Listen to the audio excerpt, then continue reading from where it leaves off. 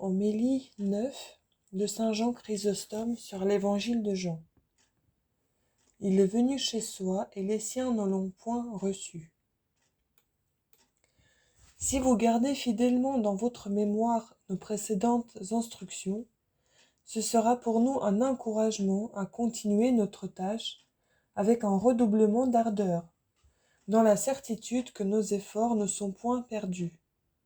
Si vous vous souvenez de ce que nous avons dit, vous aurez plus de facilité à comprendre la suite, et nous aurons moins de peine, car nous serons secondés par votre zèle, qui vous fera voir plus nettement ce qu'il nous reste à vous exposer.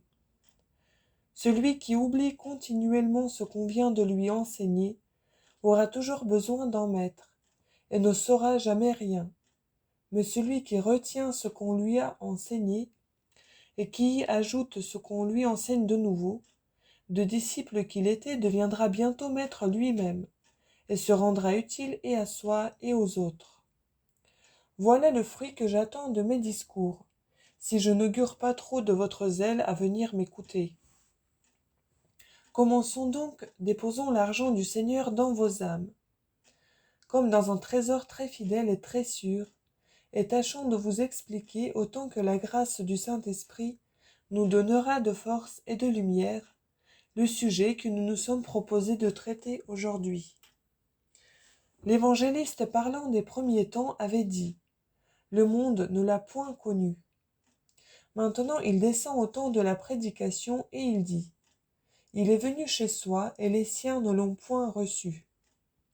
Il appelle en cet endroit les siens, les Juifs, comme étant particulièrement son peuple, ou même tous les hommes comme ayant été créés par lui. Et comme s'étonnant de la folie de plusieurs et rougissant pour notre commune nature, il disait là que le monde qui a été fait par lui n'avait point connu son Créateur.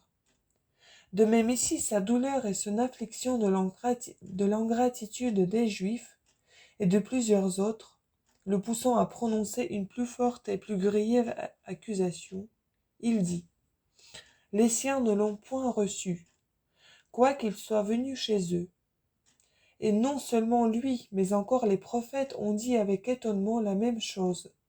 Saint Paul en a aussi marqué sa surprise. Écoutez d'abord la voix des prophètes parlant au nom de Jésus-Christ. Un peuple que je n'avais point connu m'a été assujetti. Il m'a obéi aussitôt qu'il a entendu ma voix. Des enfants étrangers m'ont manqué de fidélité. Des enfants étrangers sont tombés dans la vieillesse. Ils ont boité et n'ont plus marché dans leur voie. Psaume 17, verset 48. Et encore, ceux à qui il n'a point été parlé de lui le verront, et ceux qui n'ont point ouï entendront. Et j'ai été trouvé par ceux qui ne me cherchaient pas. Je me suis fait avoir à ceux qui ne demandaient point à me connaître. Isaïe, chapitre 40.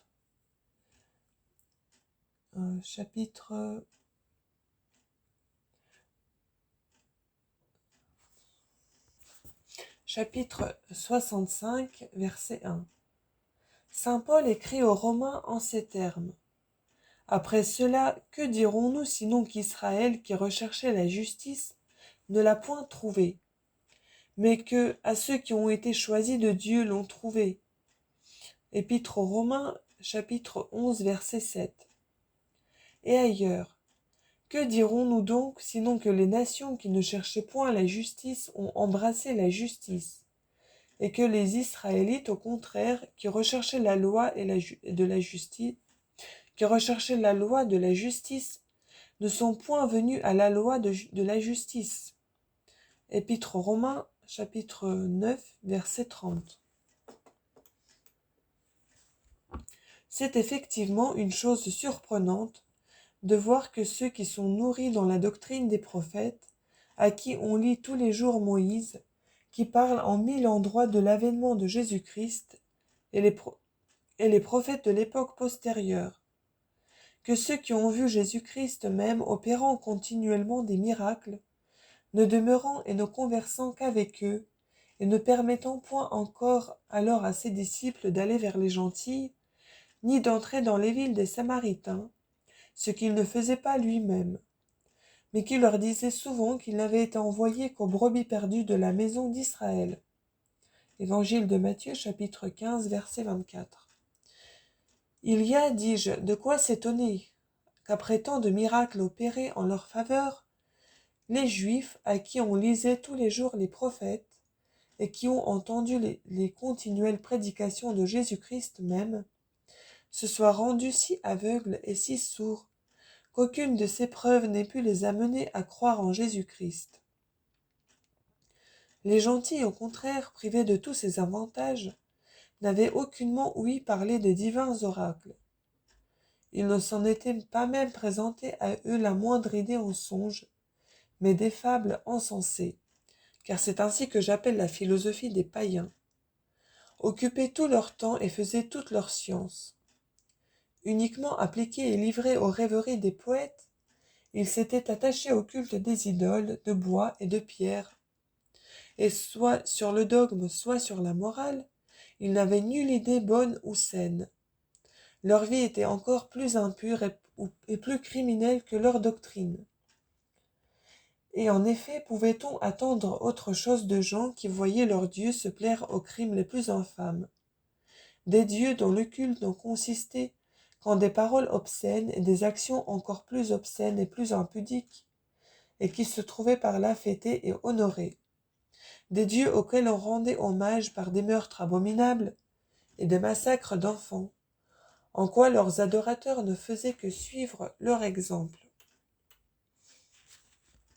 Ces hommes toutefois qui étaient aussi ainsi tombés dans l'abîme même de la corruption et de la méchanceté, en ont été tout à coup retirés comme par une espèce de ressort et de machine, et se sont montrés à nous du haut des cieux dans tout l'éclat de la gloire. Mais comment et par quelle voie ce prodige est-il arrivé? Saint Paul nous l'apprend, écoutez-le, car ce bienheureux apôtre n'a pas cessé de chercher soigneusement la cause de cet événement extraordinaire, jusqu'à ce qu'il ait trouvé pour nous la découvrir ensuite. Quelle est-elle et d'où venait aux Juifs en si grand aveuglement? Apprenez-le de celui à qui avait été confié le ministère de la prédication. Que dit donc saint Paul pour dissiper le doute où plusieurs étaient? Les Juifs, dit-il, ne connaissaient point la justice qui vient de Dieu, et s'efforçant d'établir leur propre justice, ne se sont point soumis à Dieu pour recevoir cette justice qui vient de lui. Épître aux Romains, chapitre 10, verset 3. Voilà l'origine de leur malheur. L'apôtre l'explique encore ailleurs en d'autres termes.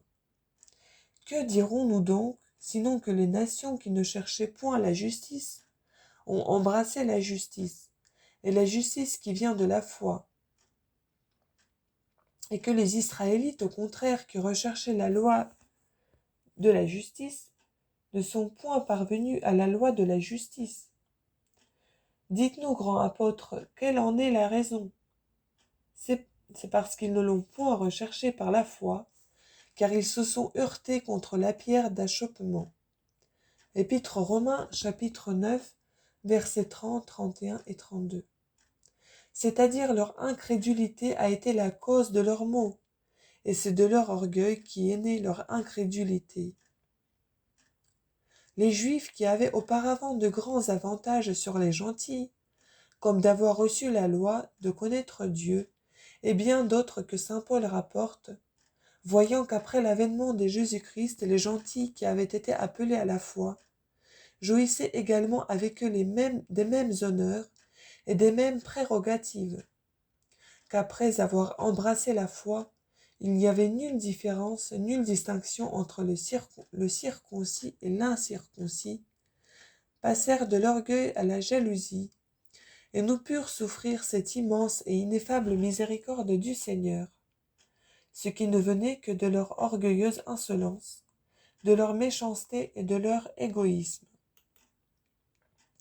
Mais, ô les plus insensés de tous les hommes, quel tort Dieu vous a-t-il fait en étendant sa divine providence sur les autres nations?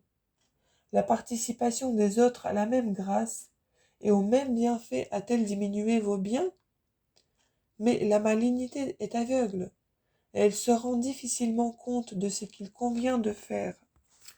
Les Juifs donc, aigris et irrités de voir que d'autres allaient participer à leur liberté, ont eu la rage de se plonger eux-mêmes le poignard dans le sein, et par là ils se sont exclus comme de juste de la miséricorde de Dieu.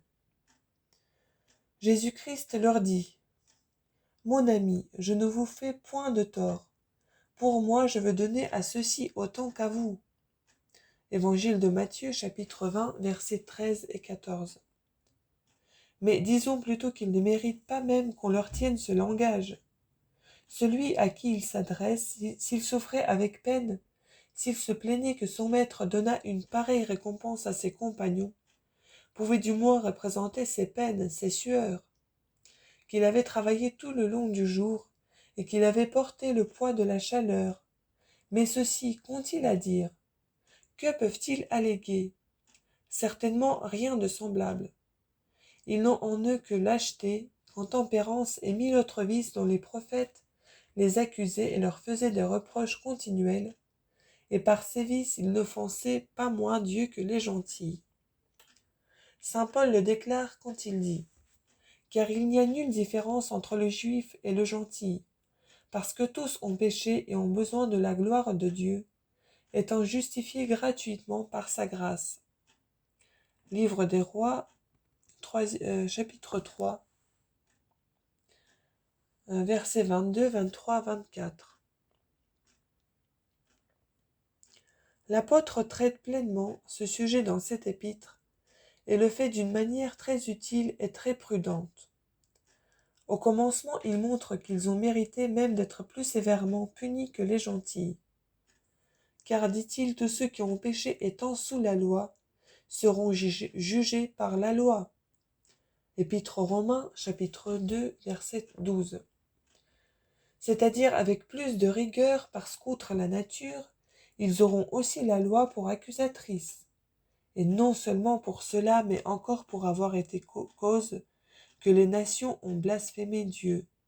Car, dit l'Écriture, vous êtes cause que le nom de Dieu est blasphémé parmi les nations. Isaïe, chapitre 52, verset 5, et Épître aux Romains, chapitre 2, verset 24.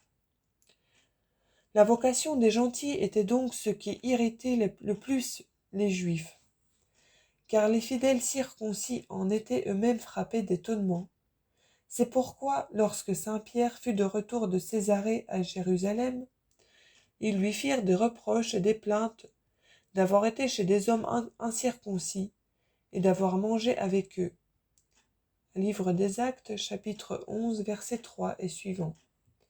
Et après qu'il leur eut appris qu'il n'avait rien fait que par l'ordre de Dieu, il s'étonnait encore de voir, la grâce du Saint-Esprit se répandait aussi sur les gentils. Acte chapitre 10, verset 45. En quoi il montrait visiblement qu'il ne s'y était jamais attendu. Saint Paul, sachant donc bien que c'était là ce qui les piquait et les chagrinait le plus, ne perd aucune occasion de réprimer leur orgueil et de rabaisser leur hauteur et leur insolence. Voyez, mes frères, comment il s'y prend après avoir disputé contre les gentils, avoir montré qu'ils étaient tout à fait inexcusables, qu'ils n'avaient nulle espérance de salut, et leur avoir vivement reproché leurs erreurs et leur dissolution. Il adresse la parole aux Juifs, il raconte d'abord ce que le prophète avait dit d'eux, qu'ils étaient méchants, fourbes, trompeurs, qu'ils étaient tous devenus inutiles, que nul d'eux ne cherchait Dieu, mais que tous s'étaient détournés de la droite voie. Psaume 13, versets 3, 4, 5 et Psaume 52, versets 3 et 4. Et bien d'autres choses semblables, à quoi il ajoute. Or nous savons que toutes les paroles de la loi s'adressent à ceux qui sont sous la loi, afin que toute bouche soit fermée et que tout le monde se reconnaisse condamnable devant Dieu, parce que tous ont péché et ont besoin de la gloire de Dieu. Épître aux Romains, chapitre 3, versets 19 et 23. De quoi donc, ô Juifs, pouvez-vous vous glorifier? D'où vous vient tant d'orgueil? On vous a aussi fermé la bouche, votre confiance vous est ôtée, vous êtes condamnable avec tout le monde et vous avez besoin, comme les autres, d'être justifiés gratuitement. Et certes, quand même vous auriez toujours bien vécu, quand même vous auriez sujet d'avoir une grande confiance en Dieu, vous n'auriez jamais dû porter envie à ceux à qui le Seigneur, par sa bonté, a bien voulu faire miséricorde et accorder la grâce du salut. Car c'est le fait d'une extrême méchanceté de ne pouvoir souffrir qu'on fasse du bien aux autres, et principalement quand il ne vous en revient aucun mal. Encore, si le salut d'autrui vous faisait tort, vos plaintes seraient excusables, bien que peu dignes d'hommes instruits dans la sagesse. Mais si le malheur d'autrui n'augmente pas votre récompense, et si son bonheur ne diminue point le vôtre, pourquoi vous affliger qu'un autre ait reçu le salut gratuitement? Il fallait donc, comme je l'ai dit, quand même votre vie aurait été irréprochable, ne vous pas chagriner que Dieu ait étendu la grâce du salut sur les gentils. Mais vous-même étant coupable des mêmes péchés, et ayant également offensé le Seigneur, que vous ne puissiez supporter qu'il fasse du bien aux autres, que vous vous vantiez d'avoir seul droit à la grâce. Ce n'est point là seulement une marque d'orgueil et d'envie, c'est encore une si grande et si extrême folie, qu'elle vous rend digne des supplices les plus rigoureux. Car vous avez planté l'orgueil dans votre cœur, et l'orgueil est la racine de tous les maux. Voilà pourquoi un sage disait: le principe de tout péché est l'orgueil. Le livre de l'Ecclésiaste, chapitre 10, verset 15. C'est-à-dire l'orgueil est la racine, la source et le père de tout péché. C'est l'orgueil qui a fait déchoir le premier homme de sa félicité primitive. Le diable par qui il fut trompé, c'est l'orgueil encore qui l'avait fait tomber lui-même de la sublime dignité où il était élevé.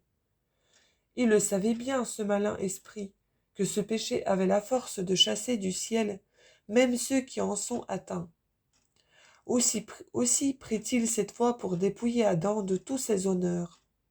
C'est en enflant son cœur de l'orgueilleuse espérance de devenir égal à Dieu qu'il l'a abattu et l'a précipité au fond de la terre. Rien n'est en effet plus capable d'éloigner de nous la miséricorde de Dieu et de nous livrer au feu de l'enfer que la tyrannie de l'orgueil. Quand elle possède notre cœur, toute notre vie devient impure. Fussions-nous chastes et vierges. Fussions-nous adonnés aux jeûnes, à la prière et à l'aumône et aux plus saintes pratiques.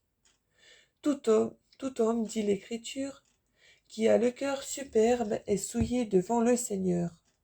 Proverbe, chapitre 16, versets 5-7. Réprimons donc, mes chers frères, réprimons cette élévation, cette enflure du cœur, si nous voulons être purs et échapper au supplice qui a été préparé pour le diable. Écoutez ce que dit saint Paul, et vous apprendrez que l'orgueilleux sera condamné au même supplice que le diable. Que ce ne soit point un néophyte, dit-il, de peur que, s'élevant d'orgueil, il ne tombe dans le jugement et dans le piège du diable. Première épître à Timothée, chapitre 3, versets 6 et 7. Que veut dire le saint apôtre par le mot de jugement? Il veut dire la même condamnation, le même supplice. Mais comment éviterez-vous ce malheur? Vous l'éviterez si vous réfléchissez en vous-même sur votre nature, sur la multitude de vos péchés, sur la grandeur des tourments si vous considérez combien est fragile et périssable ce qui paraît brillant en ce monde, et que tout cela se flétrit plus vite que l'herbe et les fleurs du printemps. Non, le diable, quelque effort qu'il fasse, ne pourra pas facilement enfler nos cœurs d'orgueil, ni nous prendre en trahison, si nous nous occupons souvent de ses pensées, et si nous nous rappelons continuellement le souvenir des hommes les plus distingués par leurs vertus. Que le Dieu des humbles, le bon Dieu, le Dieu clément, nous donne, et à vous et à moi, un cœur contrit et humilié. Par là, tout le reste nous deviendra facile, pour la gloire de notre Seigneur Jésus-Christ, par qui et avec qui gloire au Père et au Saint-Esprit, dans tous les siècles des siècles, ainsi soit-il.